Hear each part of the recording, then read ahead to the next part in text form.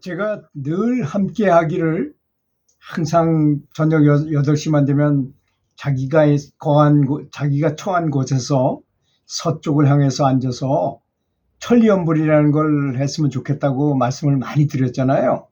그런데 거기다가 하나 한자를 더 붙여가지고 신감천리연불을 했으면 좋겠습니다. 신감이라는 건 뭐냐? 신나는 감사운동이라는 건데요. 신난다는 뜻 자체를 이렇게 보면 신이 난다, 신이 나온다 이런 뜻이잖아요. 부처님이 나온다, 신불이 나온다 이런 뜻이에요. 그러니까 기분이 좋으면 신이 나온다 이거야. 부처님이 나온다 이런 뜻이니까. 또 게다가 감사까지 해요. 신나게 감사하는 운동이라는 뜻인데 신나게 감사하면서 연불을 한다. 이런 의미인 것입니다. 이렇게 거기다가 천리연불을 이렇게 합쳐가지고 하게 되면 정말 강력한 자비심이 폭발적으로 늘어나게 하는 기적을 일어나게 할 수 있는 방법인 것입니다. 그러나 이것을 말로 설명하기는 참 표현하기는 어렵고 또 약간의 청기 누설에 관계되는 관계가 있어요. 그래서 직접 대면하거나 전화로 전수가 가능한 그런 방법이기도 한 참으로 대단한 연불법이라고 저는 생각합니다. 뭐 다른 분은 안 그렇게 생각할지도 몰라요. 그거는 뭐 자기한테 딱 맞아야 되는 거죠. 뭐든지. 원래 어떤 수행법이든 가장 먼저 만나게 되는 최고의 수행의 경지는 첫 번째 만나는 최고의 수행의 경지는 환희심의 경지인 것입니다. 그래서 이제 연불하다가 눈물을 많이 흘리시는 분들은 이미 굉장한 단계에 올라가 있는 거예요. 근데 중요한 건 뭐냐? 내가 높은 단계에 있든지 낮은 단계에 있든지 간에 자기 주제 파악을 한다는 건 굉장히 중요합니다.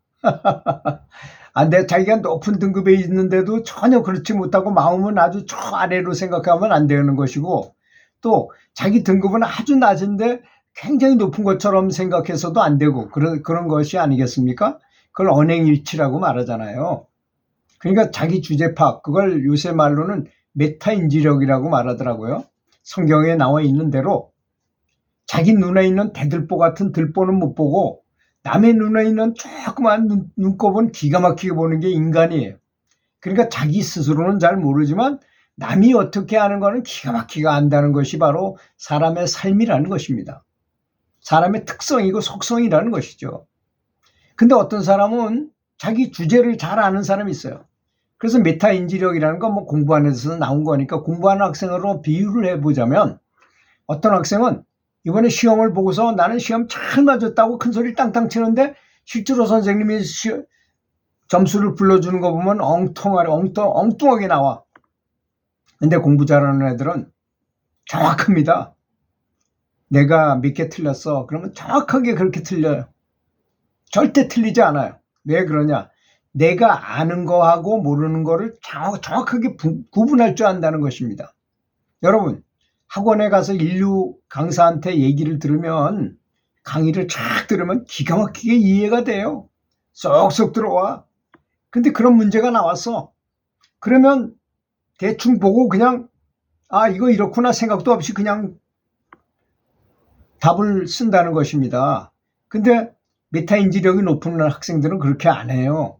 그런 문제라 하더라도 선생님이 틀림없이 여기다가 함정을 만들어 놨을 것이다 라고 생각하고 다시 한번 문제와 답을 정확하게 분석해 가지고 맞는지 틀린지를 그리고 자기가 완전히 이해한 거기 때문에 거기에 맞춰서 딱 하니까 절대 틀릴 리가 없죠. 그런데 익숙한 문제가 나오면 그걸 안다고 생각해요. 전혀 알지도 못하는데 그냥 익숙하기만 한 거예요. 그냥. 그런 사람은 틀리는 겁니다. 그런 걸 맞았다고 생각해 자기는. 그래서 맞았다고 생각하고 몇 개 틀렸다 이렇게 잘못 생각한다는 거죠. 그게 수행에서는 더욱더 그렇습니다. 어떤 스승이나 선지식이 많이 얘기를 해줘요. 아주 뭐 수행을 하면 어떤 경기가 일어나고 이럴 땐 이렇게 해야 되고 미운 놈한테는 떡 하나 더 줘야 되는 도리가 있는 것이고 또 언행일치가 돼야 되는 것이고 영적인 진보만 해가지고는 안 된다. 언행이 다 생각도 다 따라가지. 이 신구의가 다 신구의 삼업이 다 따라가야만 그것이 진짜 그 등급이 올라가는 것이다라든지 이런 말을 한다는 거. 그걸 이해하는 거야 누구는 못 하겠습니까? 그렇잖아요. 한국말이고 다 알아들을 수 있는 말인데. 그런데 문제는 뭐냐? 완벽하게 이해하고 그걸 실천해야 된다는 것입니다. 그래서 아는 것과 모르는 것도 중요하고 실천하고 언행일치가 돼가지고 실천을 했느냐 안 했느냐도 굉장히 중요한 것입니다. 그래서 감동의 눈물이 펑펑 쏟아지게 되는 이러한 경지를 체험하지 못한다면 글쎄 저의 소견으로는 제대로 영적 수행을 하는 것이라고 판단하기는 어렵다고 생각하고 있습니다. 그래서 청화선사님을 자꾸 떠올려야 돼요. 우리는 기자가 찾아가서 물어봤을 때 수건 2장을 걸어놓고 한다 이거야.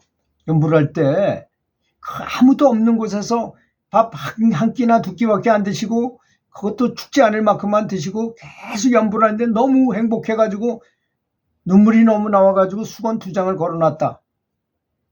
여러분 이걸 자꾸 그분은 워낙 경지가 높고 워낙 노력했기 때문에 그렇다고만 생각하면 안 됩니다. 그렇잖아요?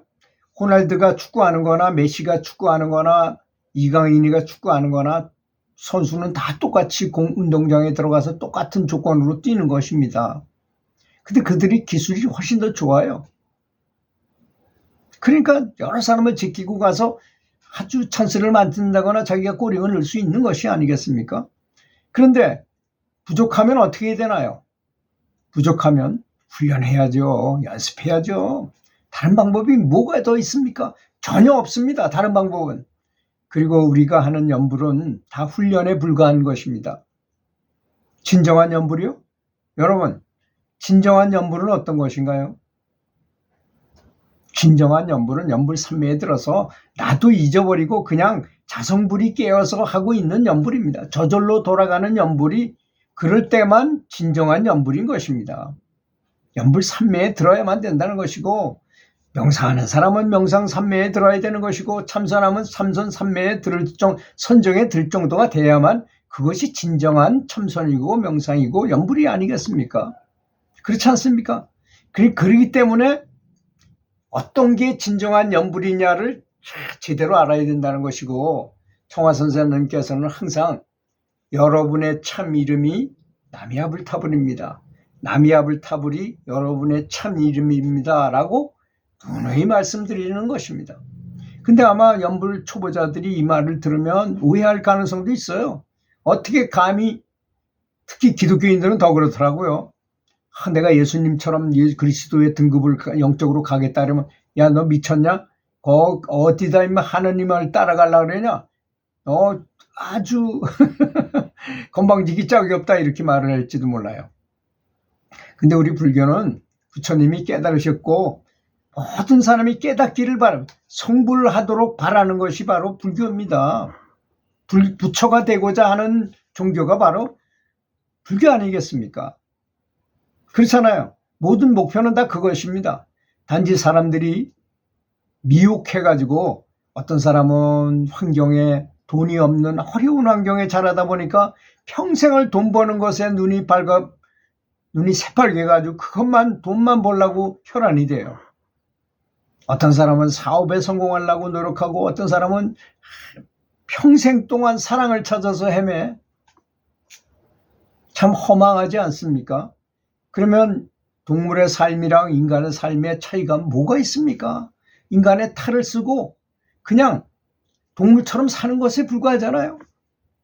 사람이 사람으로 태어난 첫 번째, 두 번째, 세 번째 모든 목표는 영적으로 나의 본성을 찾아서 나의 본향으로 돌아가도록 하기 위해서 사람으로 태어났다는 점을 알아야 됩니다.